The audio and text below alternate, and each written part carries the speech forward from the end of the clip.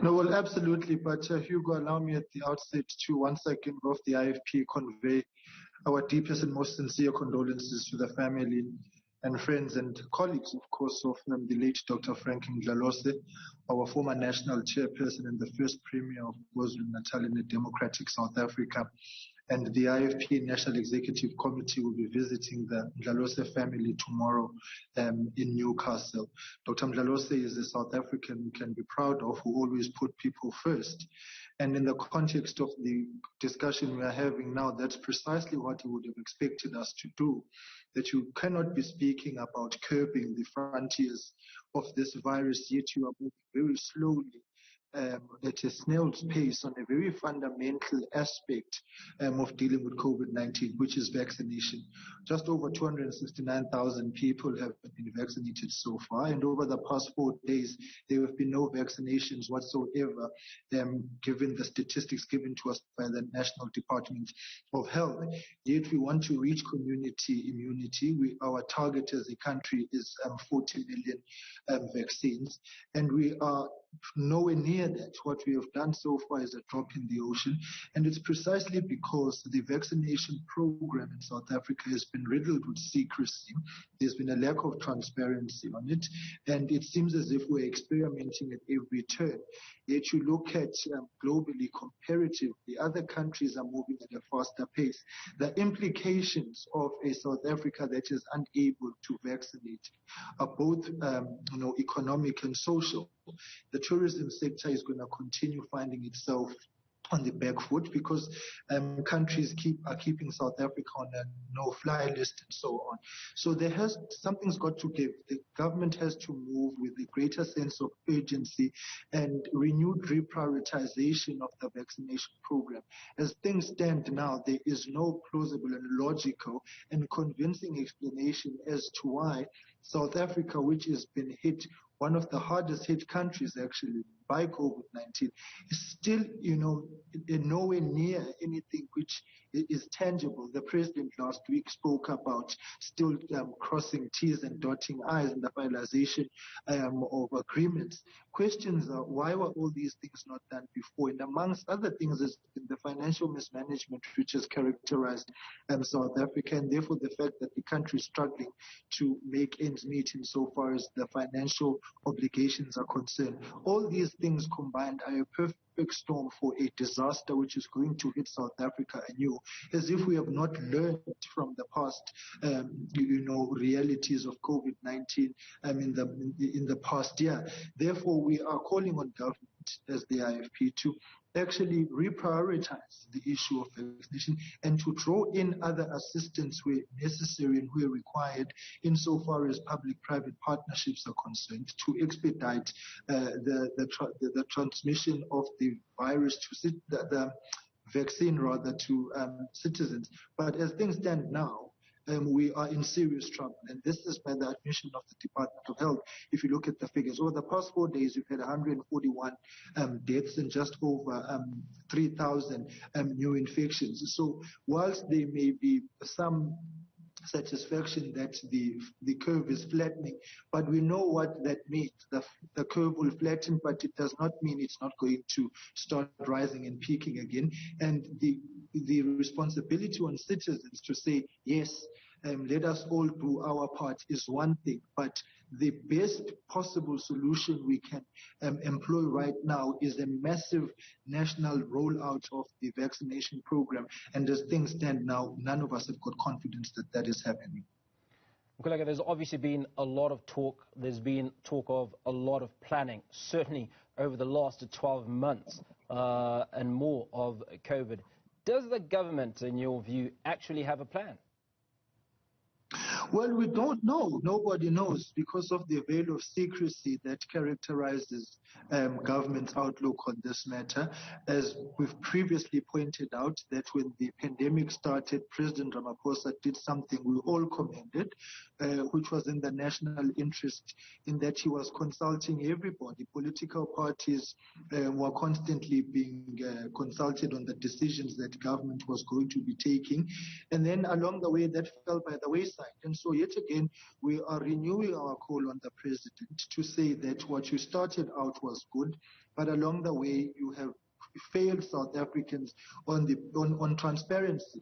So if you're speaking about plans, at every family meeting, for lack of a better term, that the president has had in addressing the nation, he's been speaking about plans, he's been speaking about intention, but when it comes to implementation, when it comes to crunch time, the results say something quite contrary to the very noble so-called plans that are on the table. And the proof of that is the fact that the vaccination process is moving very, very slowly.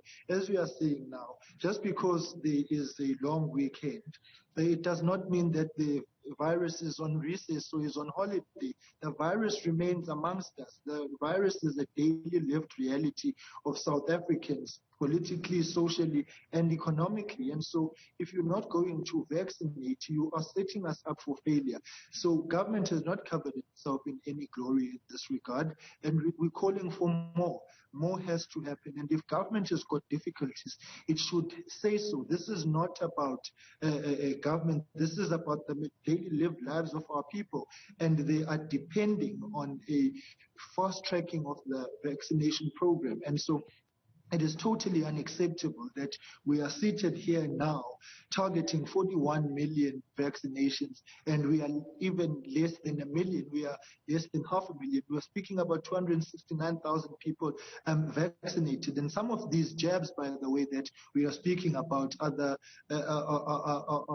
part one, because some of them require you to take 2 jabs. So we are very, very far from where we need to be, and there's no urgency on the part of government, and that's the biggest indictment. So government has to walk its talk. We've heard the noble intentions. They're very, very nice, but we're not about niceties. We're about what has to give, and that is South Africans desperately needing a vaccine. And the economy, if you want to recreate jobs, you need to resuscitate the economy. You can't do that in a climate of fear, both domestically, regionally, and internationally. The international community is looking to countries that are fast reaching community immunity. And if we don't reach that now, we're going to be left behind yet again. And we can't afford to do that. Millions of South Africans' livelihoods require this to happen, because the honest truth is the issues around the grants that government is giving and the subsidies, they are not going to be sustainable in a climate where the economy is unable to generate more money. We're already seated with a revenue shortfall in the country, and the only way to plug that hole is to move beyond the outlook of borrowing, is to generate more taxes, and the only way to do that is to reignite business activity. But it all hinges on a safe environment in the country across the spectrum, where everybody who's an investor will have the confidence to say we've done the basics right. Mkhuleko, a few weeks ago, the Minister of Health was known to say that only government will be allowed to bring in vaccines into the country.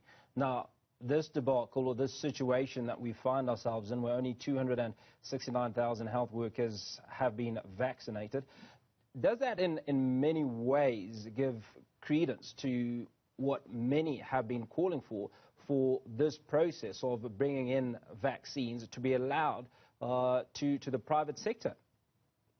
We are calling for a public-private partnership aspect in the vaccination program to fast-track the movement of the vaccine for it to reach as many people as possible, and for government to focus itself on the most vulnerable of our people, those who certainly do not have the means to pay for these vaccines. People on medical aid, for example, and those that can afford must be able to go to private practitioners, but of course there have to be regulations insofar as that is concerned, and they have to guard against the exploitation of people, and we need to make sure that all the protocols are in place. The testing program for COVID rather, when you test, is a private-public partnership. You are looking at government is testing on one hand, and the private laboratories are also doing it. So why can't we do it now? Government certainly does not have the muscle nor the scope in which to do this alone. The public partnerships must dovetail with government's outlook, but to completely shut out players in the game who are going to assist us is going to be a very, very big problem. It's going to have detrimental, outcomes for the country. And so that is why we are saying government cannot be a lone ranger in such an important national aspect, given the fact that the consequences are not just for government, but they are for the people. And so we are really saying that government has to go back to the drawing board and revisit the kind of stringent and rigid and myopic regulations it has in place. Of course, there have to be safeguards. There's definitely no doubt about that. But at the same time, we have to accept that the country is in trouble. And if you look at the figures which we are dealing with now, they tell their own story. And this is a fundamental risk ahead of the much projected third wave, which is on the horizon. Whilst, of course, there may be, differing opinions as to whether it will happen or not, or when it will happen, rather err on the side of caution, given the devastation that COVID-19 has wreaked on the country. The trail of destruction which COVID has actually dealt South Africa should on its own be a motivation to move with renewed speed. The kind of laissez-faire attitude which has characterized the vaccination program to date is totally unacceptable and a serious indictment on government and borders in the dereliction of duty, and it is reckless and irresponsible. Do you hold the government liable for some of the deaths that obviously we are witnessing now, because the elderly, those above 60, those with comorbidities are not being vaccinated in what would have been perceived to be a reasonable amount of time, and lives continue to be lost? Well, government will continue to be accountable for so long as it wants to be a lone ranger, does not operate in a climate of transparency, and certainly moving at the slow pace that it is. So if you look at the whole value chain of holding people accountable and responsible, definitely government is there. But of course, there are other factors that are at play. But in the main, government will have to take full responsibility, because government has taken sole ownership of the vaccination program, and we are looking to government to actually get the things done which are not actually happening. So as things stand now, the blame sits squarely with government.